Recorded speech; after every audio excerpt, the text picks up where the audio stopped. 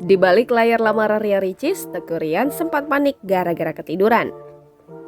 YouTuber Ria Ricis dan kekasihnya Teuku Ryan akhirnya resmi bertunangan setelah menggelar acara lamaran di Hotel JW Marriott Jakarta pada Kamis 23 September 2021.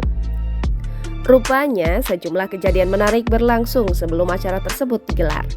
Mulai dari Ria Ricis yang takut menangis selama acara, hingga Teuku Ryan yang panik karena ketiduran. Dilansir kanal YouTube Ricis Official pada Kamis 23 September 2021, ditampilkan suasana di balik layar lamaran Ria Ricis. Tampak sang calon pengantin wanita sedang bersiap dan didandani oleh seorang make up artis. Ria Ricis tampak tenang dengan gaya kocak seperti biasanya. Namun, ia sempat mengaku takut make up-nya luntur jika menangis saat acara. Kemudian, Ria Ricis meminta kameramen yang menyorotnya untuk menilik ke ruangan Teuku Ryan. Namun rupanya Teuku Ryan masih tertidur hingga harus dibangunkan. Pria asal Aceh itu pun terkaget saat melihat waktu yang menunjukkan pukul 10.30 waktu Indonesia Barat.